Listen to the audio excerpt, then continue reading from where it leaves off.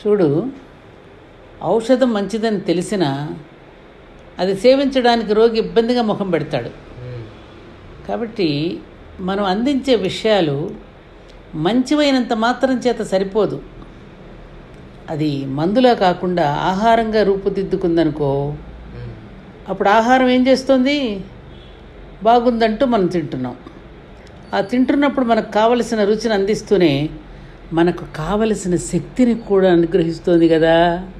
ఇది గమనించం మనం. అలాంటి దివ్యమైన ఆహారమే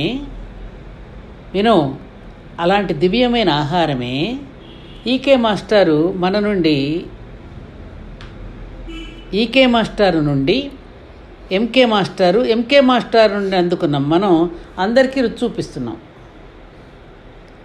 ఇది ఒక రకంగా ఒక శిక్షణ అనుకో. మన నిత్య జీవితంలో అనుష్ఠించవలసిన అంశాలు అన్నీ కూడా మాస్టర్ గారి మాటల్లో ఉంటాయి. చిన్న చిన్న అంశాలే, కానీ మనం పట్టించుకోం. అది పైగా ఎవరిని ఇబ్బంది పెట్టేవిగా కూడా ఉండవు.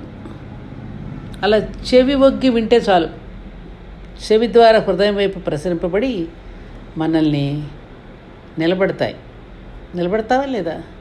లేదా? అలాంటి అనుభవం కలుగుతుందా లేదా? మీకు కలుగుతుందా? చిన్న విషయాలే.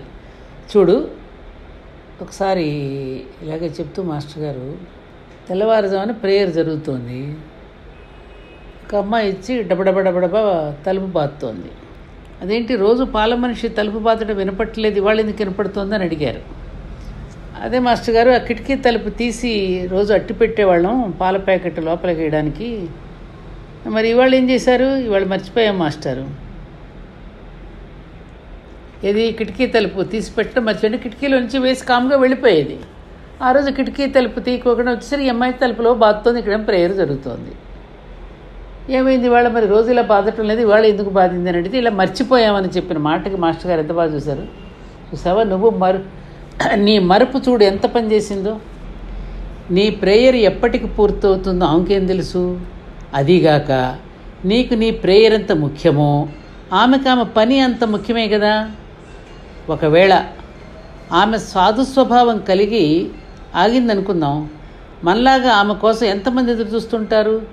ఆ ఎదురు చూసే వాళ్ళ పసిపిల్లల తల్లులు కూడా ఎంతమంది ఉండొచ్చు.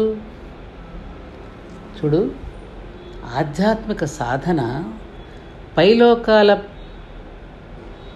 పారవస్యంలో మునిగిపోవడానికి కాదు. ఆధ్యాత్మిక సాధన అనేది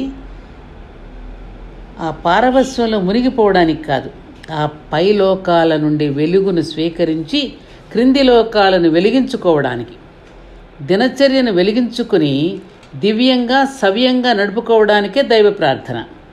నీ దినచర్య క్రమబద్ధం కావడమే నీవు చేసే ప్రార్థనకు గమ్యం.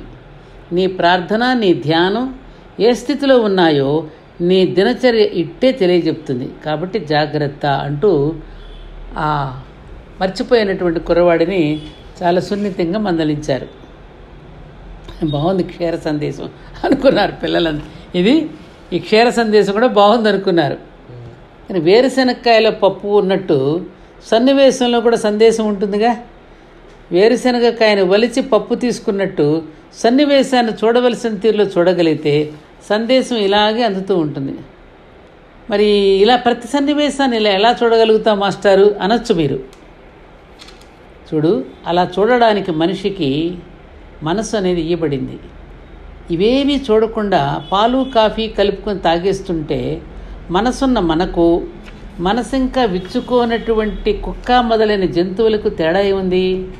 వాటికన్నా విశిష్టమైన సౌకర్యవంతమైన పరిపూర్ణమైన మానవ దేహం మనకి ఇయ్యబడినందుకు గాను మనం ప్రత్యేకించి చేస్తున్నది ఏముంది? ఏమంటావు? దేశానికి న్యాయం కాదు, ముందు నీ దేహానికి న్యాయం చేకూర్చు.